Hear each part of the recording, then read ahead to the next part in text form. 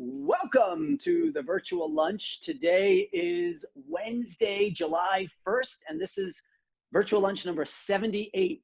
Jeroen, so I would love for you to do a quick introduction. I started my career as a lawyer at Clifford Chance in the mid-90s. Did that for a few years, loved it, but the entrepreneurial itch had to be scratched. So I left and set up a software company to improve the due diligence process in M&A transactions. With typical entrepreneurial hubris, we started out. It was a great idea. The timing was pretty awful, to be honest. We launched in May of 2002. The bubble had burst. We had 9/11, so it wasn't going anywhere with our software product. But fortunately, in the end, we managed to sell that company to Practical Law, which probably was one of my best deals ever. So I worked for Practical Law for 10 years, had the privilege of setting up the US operations from 2007 until we sold Practical Law worldwide to Thomson Reuters, which was probably one of the largest legal tech deals ever. And since that acquisition, I realized fairly early on that I wasn't made for big companies. So I left soon after the acquisition and have been doing consulting and investing and advising legal tech companies, law firms, and in-house legal departments for 5 years or so. And then at the end of it, I realized working as hard as I was before, possibly even harder, and wasn't making any money out of it. So I then connected again with Bas Boris Visser, who's the global head of innovation and business change at Clifford Chance. We'd been friends for a long time, and he convinced me to join Clifford Chance, where I'm now almost 2 years, and I'm heading up separate company from Clifford Chance called Clifford Chance Applied Solutions, where we develop software applications that we sell to clients. Clifford Chance Applied Solutions is part of the global innovation strategy of Clifford Chance. We have 3 areas. So one is what we call best delivery, which is all about giving our lawyers the tools, the systems, and the people to deliver a better client experience. So that's where we're using a variety of software tools like Kira systems, Contract Express, and a few other software tools to make the work more efficient. We're re-engineering the way we're performing transactions and trying to make them more streamlined. We're using legal project management, and we have a bunch of lower cost resources to do some of the work. And that doesn't justify working from London or New York or other high cost centers. Second part is in Create, we work on developing the law firm of the future, which is where we incubate our own internal ideas for other new applications for me to develop and sell, and for the firm to improve their processes. And then finally, my business, Clifford Chance Applied Solutions, is and has always been about developing applications that we can sell to clients on a recurring subscription basis. One thing we've had for a while now is something called CC Drafts, where we take the documents of a client, we automate them for the client, and then we maintain the software and the content on an ongoing basis. So for a large European bank, we've automated their entire suite of mid-market loan documents. But what we do is clients, partners, business professionals come with ideas for a new product. Once every 2 or 3 weeks, we have a sort of a Dragon's Den session where we go through the new ideas and we do make a very quick filtering of the ideas that have been suggested. It has to have longevity. The application has to have a wide enough appeal. We have to be able to develop it in a relatively short amount of time on a platform that we're familiar with. We try to release 3 to 4 different products per year, and we basically treat it as if it's a venture capital exercise. 100 ideas will lead to 1 or 2 products.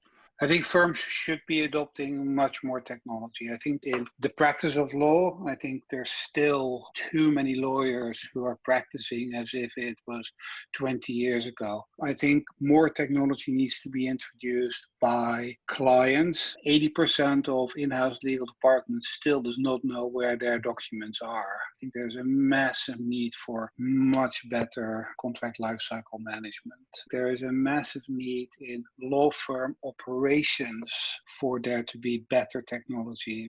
I have very strong views about law firms investing in companies. My basic view is I don't ask my venture capitalists to do my lawyering, so why should my lawyers do my venture capital investments? I spoke to one VC in legal tech the other day, and they said, we looked at 400 companies and we've invested in 4. There's no one at a law firm that understands that and will ever be knowledgeable enough to talk to 400 companies. And a good product does not necessarily make a good company. And so for law firm partners to make that assessment, I think is very hard. I would strongly advise against both in law firm investing and law firms acquiring software that can be sold to other law firms.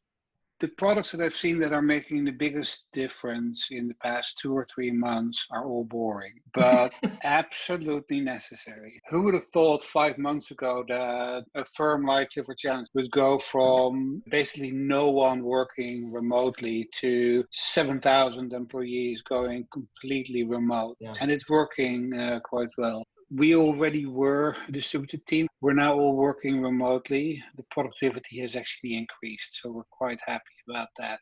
Sales in some areas have slowed down, and in other areas we're seeing an increased interest. So things that help in-house departments go more digital, those have increased. So CC Draft, there's quite a lot of demand for that. There's a lot more demand for data privacy and related applications. There's a lot of interest in people actually joining teams like ours. I think 3 or 4 years ago, people would shy away from being involved with legal technology or volunteering for becoming the specialist on document automation or on contract review software. I think people are now realizing that the use of technology is important. Doesn't necessarily mean that they have the skills to do it. You can be a great lawyer, but that doesn't make you a great software product development person or a great software sales person. So you need to get the skills. But we're getting some fantastic people. One of our team members, she did computer science degree, then went into law, came to us as an intern, and is joining the Clifford Chance's program. It's called Ignite, where it takes technically minded people and makes them part of this program. So she joined us as an Ignite trainee for 3 months, and we were so impressed by her that we've hired her and made her full-time part of our team. So we're seeing some really great talent coming in. We had a group of 3 interns for 3 months, and I usually am very skeptical of interns. In this case, we had the entire class came in and really understood things. I hadn't been introduced to the particular interns, and she was in the meeting, and I was like, who's this person asking all these super smart questions? And it's like, for me, that meeting actually was the start of a great relationship with this person, Haley, who ended up driving a lot of our contribution in the legal global hackathon that happened recently. Asking the right questions and coming up with the right suggestions helped a lot. And understanding that it's not always just about the law. At the end of the day, everything we're doing is a business problem or a business opportunity. And it's not the law that drives things. If you approach things from that angle, I think that makes you a better rounded person. I am hoping that this has given law firms the impetus to be more client-driven and more technologically adept. I'm hoping that it helps in a more disaggregated way. You don't have to go to a top-end law firm for all parts of your legal work. There is huge potential for technology to drive a lot of change, but it has to be adopted. Jeroen Plink, everybody. Well done. Yeah. Virtual lunch.